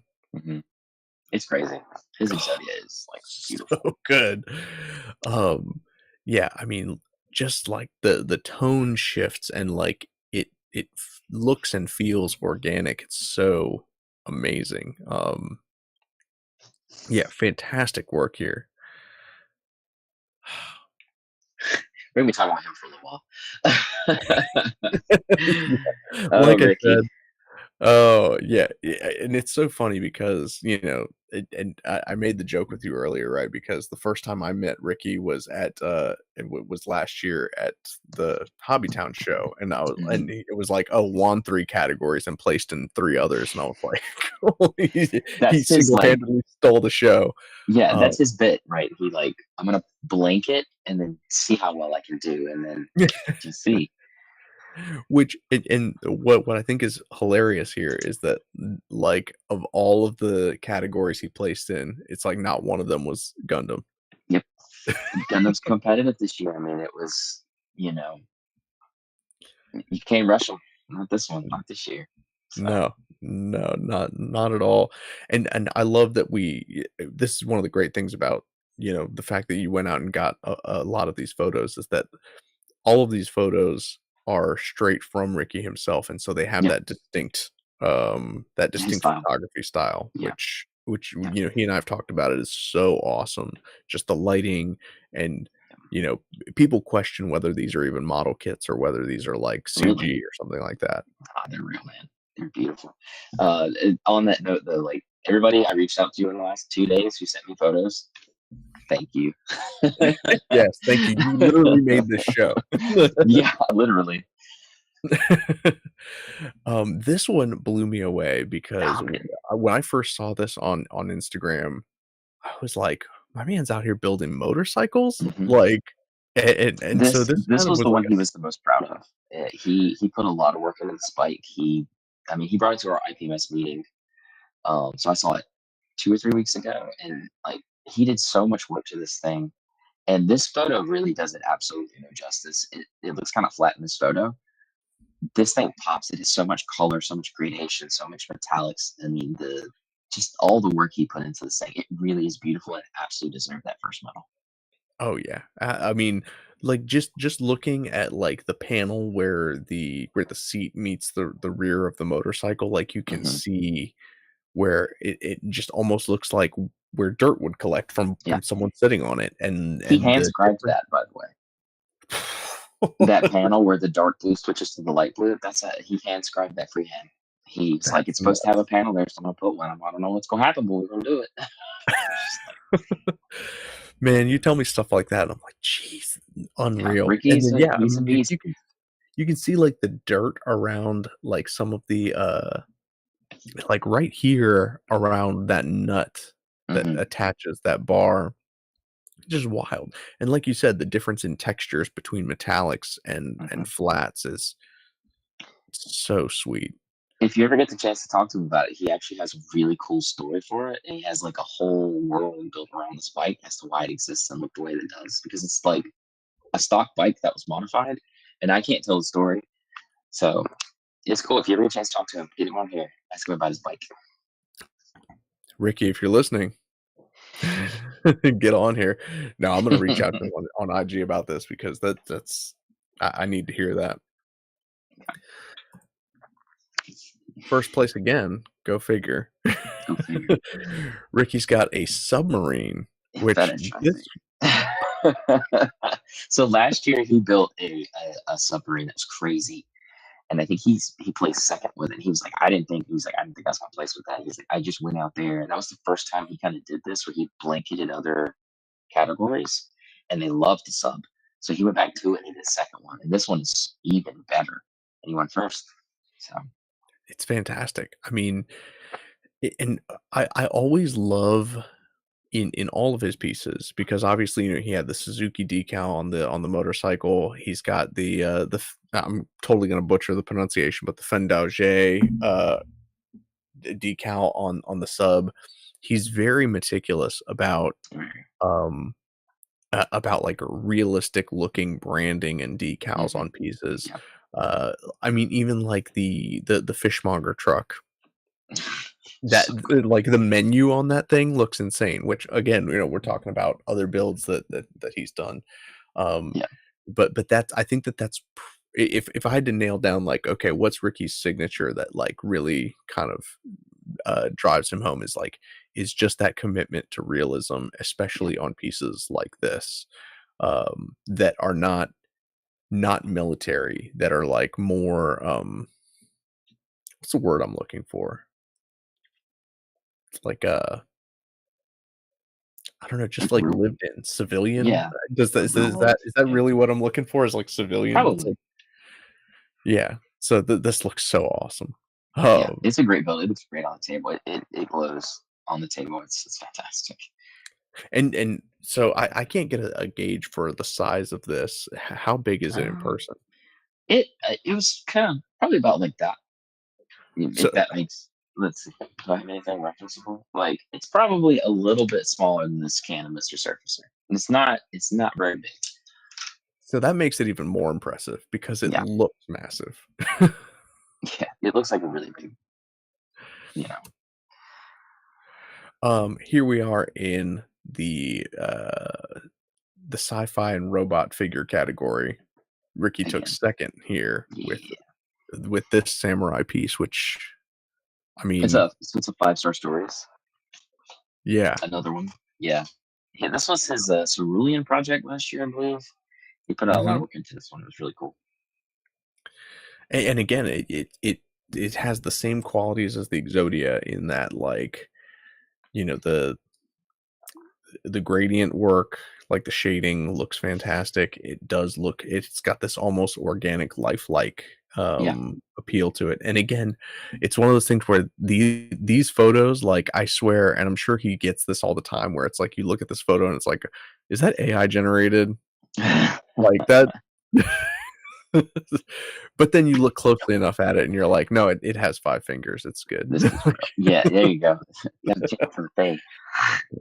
I think I saw like an oh man, somebody tried to sneak an AI generated post on Instagram, and it was like it was a Zaku half cannon, and it Mm. had three hands. One of them was holding one cannon, and then two were holding the other. And I was like, Yeah, I not saw here. that people were trying to do that for a little while, and it was just like, just go build models, man. Like, Just why are you trying to cheat and be cheap? what Just go build models.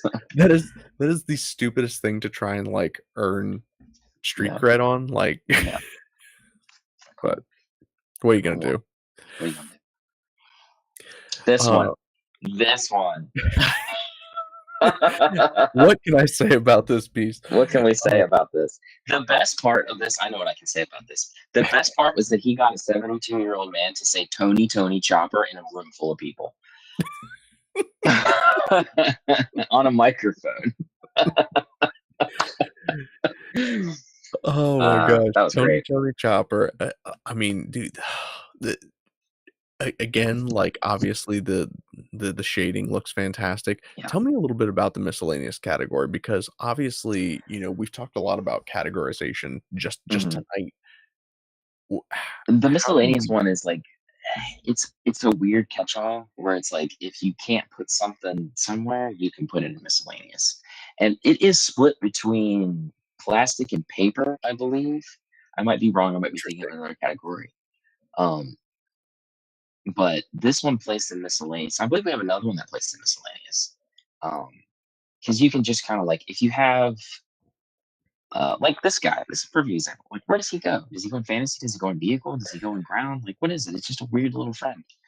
Yeah. And yeah, but it's another one of those categories that's like we could probably break this up into something and make a category that it can fit into. But for now, But it's because they're so hard downsizing, because yeah, you really only you have to work with what you get, right? And we've exactly. talked about this before where it's like sometimes you only get like 3 people that submit, uh, a Yeah, Gundam on a base, and so yeah, you're like, "Well, I guess first, second, third, like, you don't really have a lot to work with," but, yeah. And that's um usually when they decide like what categories get cut. Is like usually if they have a category that only has two entries, they cut it the next year because it's like we can't justify a table for two models. no, absolutely not. So when And you got a I'm thousand other ones, you can't do that. So but no, I'm glad that this didn't land in, like, just a straight sci-fi category or something like mhm. that because it really is a unique piece, and it doesn't I don't wanna say it doesn't deserve to be considered alongside of, the reason I say that is not that it's not that it's the quality that doesn't deserve to be alongside of it, but it's Mhm. like the context around the kit doesn't deserve to be compared to something like that, if that makes sense. Yeah, Would you? no, it does because that's actually why they put Gundam on base in our category. Because when I had gotten that category made, I asked them, I was like, "Hey, we need a Gundam diorama category," but they didn't want to put it in diorama because diorama is immensely competitive, and those are usually the guys that place best of show like every year because they're just nuts. But they also wanted it to be able to compete with Gundam and place for best Gundam, so they made the on base and put it in there so it's in the same context. So I'm exactly what you're glad you saying. brought that up because our next piece is relevant to that. Quite. Lobster Bless. minis Lobster minis. placing in the diorama category with a Yeah, ground type Gundam. yeah. This was a big deal. Pun intended. So this thing is it's a I think it's a resin dress up. Yeah, he does resin stuff. It's a resin dress up for the PG 1.0 to make it a ground Gundam. Yep. Um, and he placed third with that in diorama. And you know, people might not know that you're not familiar with ODO like I am. Um, that is a contentious placing. I mean, not contentious, but like there's been contention between you know the quality of what makes a Gundam and what goes into the work of a Gundam. And a lot of IPMS guys, they think they're easy and they're toys and they just go together and we paint them and do whatever. And that's just not the case. And for No. this to go into really the big boy category into place, I don't really think he understood how like big a deal that was. Because he had come to me after the show and had questions about another build that he had done that didn't place. And I Yeah. think he was a little flustered and didn't really understand. But this build is his like jewel. This thing is gorgeous. And I talked to him and like everything that I've said about the other model, like I said to him. Um, this thing actually, I saw it from across the room and I went straight to it. Like I stopped who I was talking to and I said, "Look at that over there. We're gonna go look at that." And we went and we did. We left. We went and looked at it. It Well, and is even just, beautiful. even just as a Gundam piece, obviously, you've got, like, high contrast between, like, the stark white of Hmm. the, the s the body, and then, you've got this dark blue, the navies in the torso and the shield, and Hmm. then, like, obviously, the dark greenery of the jungle diorama set. So, like, just as a model kit, it's stunning and, like, Yeah, draws your attention in. yeah. But then there was It's also the very story aspect. illustrated. Yeah, Yeah. So, I mean, there is so much to, and I'm glad that you mentioned that, like, I don't think that most people understand what a big deal this is because yeah. They do. because I've seen diorama sets win that are like, you know, D-Day and, it's Hmm. like Normandy and you've got Hmm. like, tons of miniature figures that are like being torn apart by pillboxes and things like that. And so for something that's this well, A, for something that's Gundam, and then B, for something that's this, like, It's it's got, alive. like, a stoic quality to it. Yeah, For that to because place in that category is very significant, and but it it's also very alive. Like if you go into the bottom down there, there's a whole crew working on the Gundam. There's a guy rappelling from the cockpit. There's a truck down there under the tent. Like he made an entire world down there that all these characters live in. He ripped it right out of 8MS Team, and yeah, that's what I think sold it to them because they're big on immersion and blending, and all of his weathering in there is as it should be. Like this model, the guy last year at ODO when I went around with everybody and they welcomed me and we talked to them. The guy who head judges this category, he told me because their diorama model last year won best of everything. And he was like, "This is what Gundam needs to do." He's like, "You guys need to do this stuff." He's like, "When you do that, you'll be winning." And that kind of became a small goal in my brain. I was like, all right, I want to build one that I'm proud enough of to put in diorama one day. And this guy did it. And he won. I can't say much more than that. So, that's like huge, it's a yeah, big deal. It's a big deal for me. So absolutely. Because this is a far cry from, and again, I don't wanna disparage or, like, talk down, but it is a far cry from just slapping a Gundam on an action base and saying, yeah, like, "Hey, look at my cool Gundam." This is yeah, like, how can I evoke the specifics of this world and how can I immerse the viewer into what's going on here beyond just the cool model kit? And I think that this is exactly. what I was getting at when I was talking about like weathering for the sake of weathering and weathering for the sake of telling a story because the weathering on the actual model kit is not over the top. No, it's not. It's as it It's should be. very deliberate. It's very Yeah. like um God, I love the open hatch arm. Like Hmm. it just it's one of those subtle details that's like, oh, obviously there's maintenance being done to it, Yeah. and any type of any type of diorama where you can illustrate field maintenance is obviously a huge Oh, it's win for the IPMS amazing. guys. Because I have a mixed, like, I've been thinking about this. Like, I have mixed feelings about it being in diorama because, like, it's a big deal that he played in diorama and that it placed. But like, if he had put that in on base, it probably would have won Best Gundam, and I could have argued for it as Best of like the whole show. Because this thing is it's flawless. I mean, it is so good. It's awesome. Yeah. And I'm glad that you mentioned that because I do wanna talk about Best in Show. Yeah, which is a So, departure. So yeah, let's go back to that and take a look here.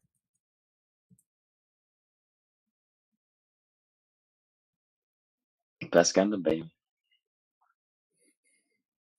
We had a lot of conversation. The head judges and I, so as myself, and my good friend PT Poncer, who you've met battle. Yeah, Um, he helped found RV and Gunpla. He has judged every ODO since we started doing ODOs. And then good people. our Good our very people. good friend, One Punch Sam, if I didn't say that. She runs an IPMS group up in Fairfax. She's a ridiculous modeler. She's been doing it for years. And we took our two judging teams that we had run together, and we were like, this last category, we're gonna just the three of us are gonna do them because the two of them had taken a judge, and they did a group, and then I took two people and we did a group, and then the three of us as the more tenured ones went together and did on base, and then we looked at everything together. And this guy just it's the subtlety of the work, the subtlety of like how consistent it is. Like it's a small guy, but it is pinpoint all through it, and it just sold it. Like the two of them saw the mega size in this one, and they were like, "We need to talk about this." Because I told them I was like, "I'm going to argue for the mega size as the best of Gundam," and they looked at it and they were like, "This is really good." But then they looked at this one, and neither one of them had seen this before. I had seen it before. But they hadn't seen it before, and they were just immediately like, "We don't want to talk about Mega Sense. We want to talk about this." And I was like, "Okay." And they had to sell me on it, to be fair, because I was pulling for the Mega because it's big, and I don't like big models. I don't like the big boys for reasons I've already talked about. It's not that they're not good, but You're not even a they're. UC guy, so I'm not even a UC. I mean, I like UC just fine. I love Zaku's. I love Zaku's. Um, but like they talked me through what they thought after they looked at it for a while, and I mean, I agreed. I was like, you know, democracy wins. But it's like I agree. I was like, the person's gonna get it one way or the other. But to go with such a small guy is probably controversial to some people, and I've been waiting for somebody to give me like a contentious remark. But it really was like there is a level of consistency that we look for in these kind of events as opposed to like because I could see somebody saying, "Well, why not the on base?" It's a consistent model. It's got a lot of techniques going on. It's glad got you brought that up because a it's nice like base. yeah, because the focus on this piece was not split between the base and the kit. It was Exactly, 100% the kit. the kid, and the execution of everything it was trying to do is perfectly spot on.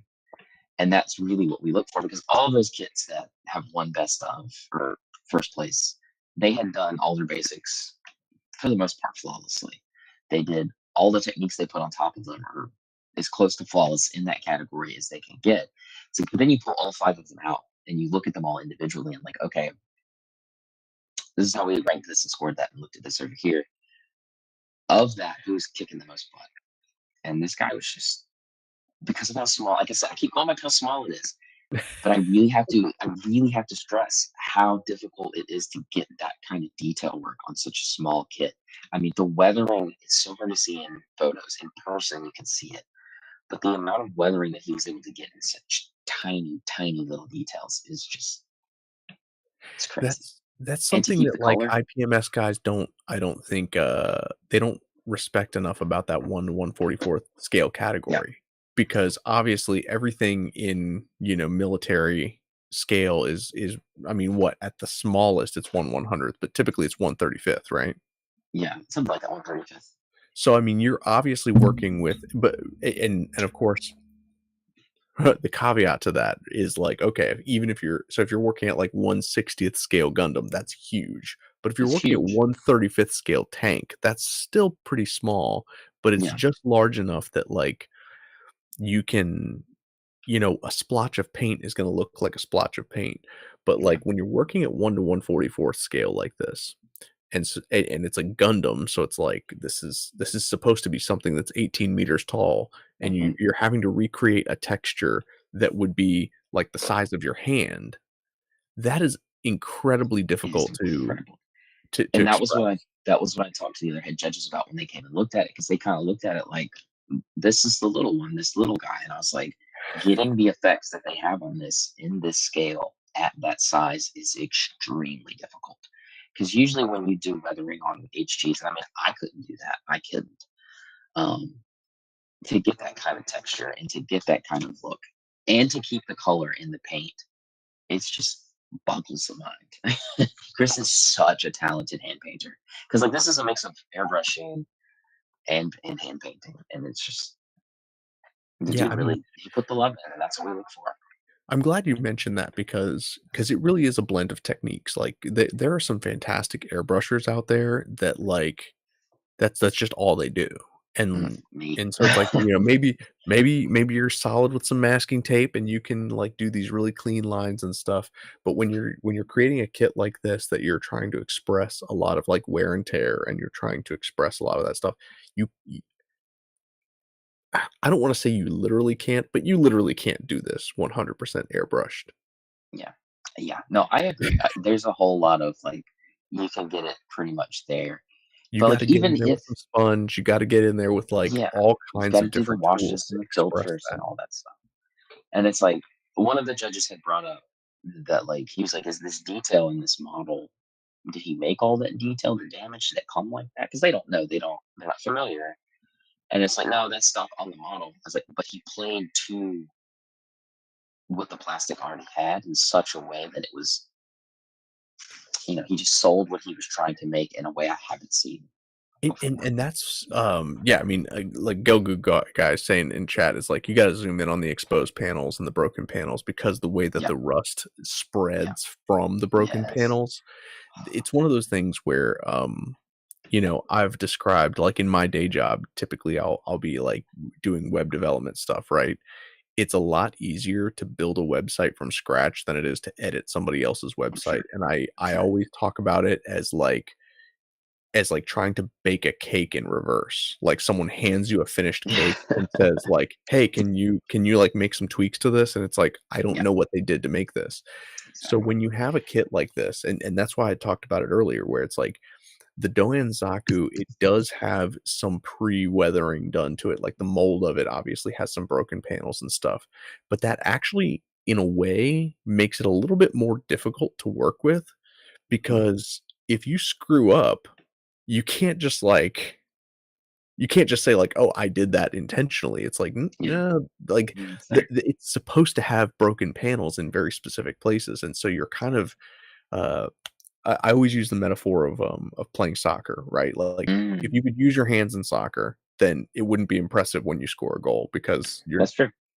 That's an so interesting point, because like when we talked about when we were doing the judging, he had the mega size there, and we were yeah, able to like, okay, he's doing the same thing on both. And this was an argument that they brought up. It was he's doing the same thing on both models, but it's harder here because he made the details on the bigger one. But this is more difficult because it's a quarter of the size. And I yeah, was like, okay, that was what really sold me. It was like, okay, I see what you're saying. So yeah. it's crazy. See, Dude, it's crazy. and Good job. yeah, yeah, great work, man. Love MSO6. Like I said, go, check him out on IG because Please do. clearly stunning Clearly. work, so but that is all that we have in terms of visual aids. Like I said, you wanted to talk a little bit about, if you'll hang out with me for a couple I more can. minutes. You got me for as long as you need. I'm rolling. So. Like I said, you wanted to talk a little bit about just the show in general Mhm. um, and just how these kind of events come together and what we can learn from them, not just as model builders, but like, "Hey, Bandai, if you're listening, what can the Gundam community at large do to kind of evoke the same passion, the same community, the same enthusiasm. Like, I've never seen somebody fly across the country for a GBWC. Exactly. And that was what Gelgoog actually, he's in chat, told me about. We talked about that before the show. He was like, he said, my friend, if you can get someone to fly across the country, you're doing something right, and you have won whatever battle you're trying to fight. And he was right, because the biggest thing that we can do is continue to be the wonderful, loving community that we are, and sticking together. And I've put this show on. I've been a part of this show for 6, 7 years, 5, 6 years, whatever it is, as like a PR person, just bringing people in, just being like, hey, come hang out with us. And the last 2 years, I've run it as the head judge. And last year really felt like a coming of age, where we were welcomed in by the IPMS community here, which hadn't done that in years past. Um, they were excited to have us. They came and talked to me. Now, whether that was because I had become a member of IPMS, I was involved with another IPMS group, or because they actually understood that Gundam is, a It's thing not that's going here to anywhere. stay. Yeah, it's not a fad. It's not going anywhere. I'm not sure, but they welcomed. They were very kind last year, and but this year was the show I've always wanted it to be, because we were not the kids in the back corner. We weren't, you know, we were kind of the stars this year, because our tables were the most full tables there. Our community, all of our people were together the whole show. We were all laughing. We were all having a good time. People, you know, taking pictures, and having, just doing the thing that you should do when you care about something and you come together, right? And it was like, this was the first year that you looked across the room and it wasn't just people in their 50s and up. It was a mixed crowd of young people and older people. And I think they really, really understood what we're about this year. And that meant a lot to me, because I've been trying to bridge that gap since I've taken this over. And the head judge, Mark Roth, is a really nice guy. He came over to me multiple times. There's actually a really good photo of me and the other two judges judging, and he's like looking over our shoulder, and it's a really lovely photo, and I need to save it because I like it a lot. But he was incredibly welcoming, incredibly accommodating, and while we were in the middle of judging, he came over and patted me on the shoulder and pulled me aside. He was like, "You guys are doing amazing." He was like, and this is his last year running ODO.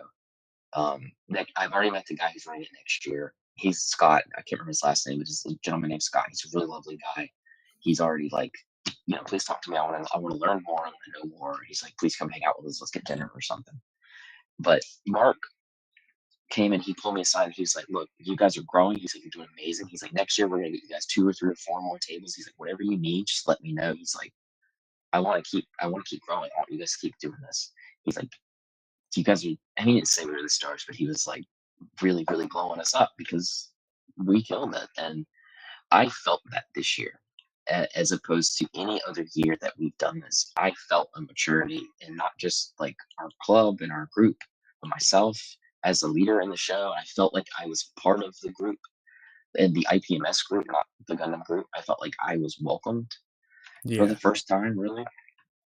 And that has meant a lot to me, because that's things that I talk about with guys like Ricky, that a lot of folks don't really get. They don't understand, because they don't have any point of reference. They don't see behind the scenes. absolutely. Um, but But that's I that's try why to keep that. conversations like I this try are to keep that. important, because Exactly.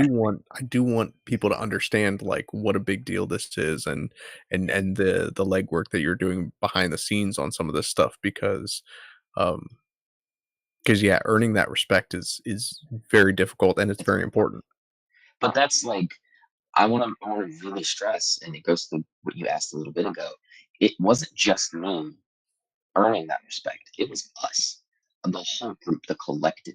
Because we have people who just keep coming, and they keep showing up, and they keep being respectful, and they keep caring about one another. And like, I told Mark this. I told him a couple times. I was like, for years I've ran this show as a contest within a contest, and people came for that as like a hub of mecca, just to enjoy the show, to be around the community. And people really stressed to me this year that like ODO is something bigger than even I'm giving it credit for. Because a lot of times, and you can talk to Ricky about this, uh, I kind of diminish my role because I don't like the titles of like No, I know. leadership and like That's just not the guy you are. I I understand don't that. like I don't like to do that kind of stuff. And like I just want people to come and have a good time. And I just do everything I can to facilitate that. And that's what I care about. Everything else is like pomp and circumstance. I don't care for that. But so many people this year stressed to me how important what I've been doing is and how like integral to making this work the things that I've been doing have been. And it is I guess kind of sunk in that like, okay, yeah, I'm kind of, you know, I've been doing I'm some kind of stuff a big deal. and not a big deal, but like I've been doing Well, some stuff and I need to give that some credit and I need to and allow myself to have credit. not And to blow smoke, like, the reason that I love these conversations with you, and the reason that I give you as much credit as I do, and that everyone does for what you do for the Gunpla community, like, on behalf of the Gunpla community in IPMS and at ODO, is because you don't pull punches. You are holding Gunpla builders to a higher standard than Gunpla builders hold themselves to. mm, And so when you're walking around one of these shows, like you mentioned, like having a show within a show, there's mm, almost like you said, there's that kids table aspect to it. And there's almost this feeling like, okay, they're eating their mac and cheese, they're happy over there in the corner. But like you're the one that's telling everybody to eat their vegetables and saying like, no, man, this might be good enough in Gundam circles. This isn't good enough for this table, and that's yeah, why it's important to have that tempering of expectations and that you know dude, I love it every time you and Coop say it. Iron sharpens iron, and like it does.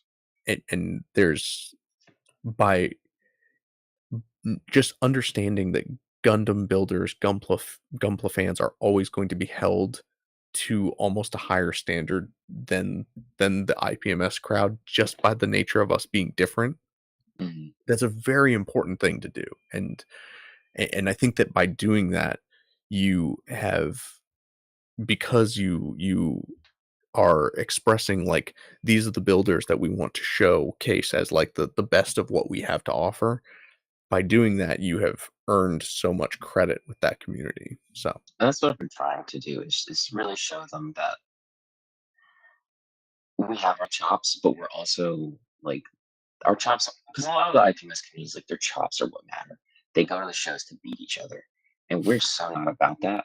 You know, the models are cool, the medals are cool, but we're cooler. Like people don't fly across the country just to compete. They fly across the country to see everybody, to come to yeah, build man. night, to go out to dinner. Like Mason, Vehicle for Butter. We had like 3 dinners while he was in town, and I can't wait to drive up to go to PatCon with him at the end of the year. I'm hoping he and a couple other people come down for nationals in August, which is another big show that's I'm going to try my best to bring as many people to as possible. Um, there's a lot of just really cool stuff going on, and I'm really, really trying to give that some thought. And we've gone back and forth with the like we've flirted with talking about legacy, right? Yeah. I've put a lot of work into these shows the last couple years, and I'm trying to give myself credit for that because, like a good friend of mine said, this very well could be my legacy. I could be one of the people that help bridge these gaps. And if somebody's got to do it, I'm proud to do it. Like, I would love to be able to help doing that because that's all I've ever tried to do is just bridge the gaps and give people a comfortable place to hang out. So I think that you are well on your way to doing so for sure. I mean, you've earned us a seat at the table. I think it's like it's our responsibility to to uphold that, right? if that is how people feel, please come to nationals, like genuinely, because Absolutely. I feel like Gundam is poised in a really, really strong spot this year. And I could be blustering a little bit because ODA was very successful for us. But the people who are running nationals this year, I went to them because they were there at ODO, and I was like, "Hey, look, I'm the Gundam guy here. Like, I've been running this a couple years. I know what I'm doing. If you need help, I will help you." And they were super receptive. They were really into it. They were like, "Hey, we got some people that are helping, but like, we'll take any advice we can get." And the guy who's running nationals this year, he told me he's like, Gundam is killing it. He's like, we really want to do you guys justice. We want to give you your flowers. Whatever we need to do, we'll do it. And that was a lot for me. That meant a lot to me. So like, if you're listening to this and you can come to nationals in Hampton, Virginia in August, please come. Like, I know I've had a lot of people at ODO said that they were trying to come down, because if we can take a tenth of the energy that we had at this ODO and take it to nationals and show the entire IPMS community, not a small group, not somebody down the street, the entire event, how we roll and how cool we are and how much camaraderie we have, we will finally have made our mark fully. Because I like you believe said, that. like our local IPMS groups, like these chapters have opened up in large part to the work that you've done. Yeah. But yeah, all over the country, IPMS is still not. They're just not about Gundam. They don't see the value in it. They don't see. They Uh, are slowly coming around, but yeah, it's still a but fight. yeah.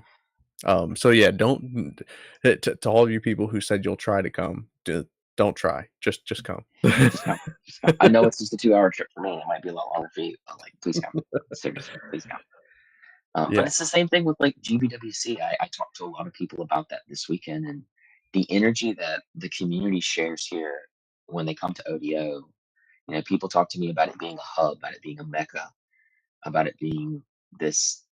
I mean, I had people tell me, Never Waffle told me that flew in from California that he's going to make ODO a regular part of his like rotation, and he's going to try to come every year from now on. And I'm like, that's awesome. that's insane, but also that's the kind of commitment that it's going to take to change events like GBWC. Exactly. No, And 100%. because if anything that I'm qualified to talk about, it is fighting a battle for a while until you win. And like, GBWC is not, it's not going to change overnight. No one is going to swoop in from Bandai and like, we're going to fix it. We're going to listen to the modelers. It's never going to happen. But Dude, what can happen as is a conservative group as of us, IPMS is, Bandai's way more conservative. Like, right? they do Because not. they're a marketing company. You know, Yeah, they're a marketing company, and that's what they're focused on first. They want to sell stuff. They want to up their stocks and all that stuff. So they put, you know, influencers and people who can do that for them, and like, that's a fine business model. Like, if you're trying to do a thing, you put people where you need them to be to do the thing.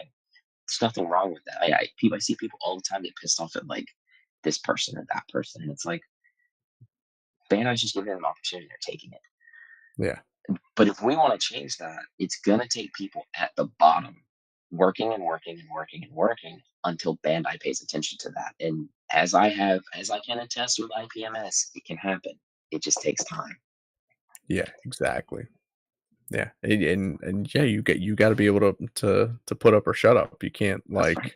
like you have to show that, that you know what you're talking about, that you have the talent, that you have the commitment, you have the passion. And I don't think there's any shortage of passion.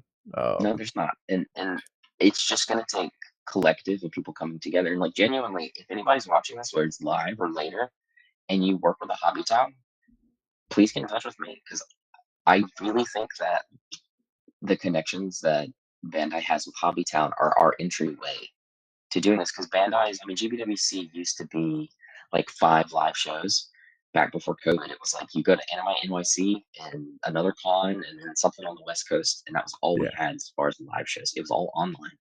Now there's dozens and dozens and dozens and dozens of stores that you can just walk into and put a model down, and they're not perfect. They're not they're not figured out. They're all independently owned, and whoever owns the store can make whatever rules they kind of want to make, and they can host the show however they want to. But if we have a collective of people that do what like I have done here, and they go in and they get to know their owner and they build a build night or they do whatever, and they're just like, hey, I want to come and help you guys judge GBWC. This is who I am. You know what I do. Let me help. And if we have enough people who are passionate enough to go do that, we will have better things place. And when oh better yeah, things place over time, Bandai will be like, huh, something's going on. What's going on? Things are a little different. This isn't the way it's been the last year or two or three. Things have seemed like they're getting better. Like, not necessarily that we suck. We don't suck, but like, the event is being run better. The event is going smoother. Why is that? And they'll figure it out. It will take time, but they will. yeah, yeah, I absolutely. truly And believe that.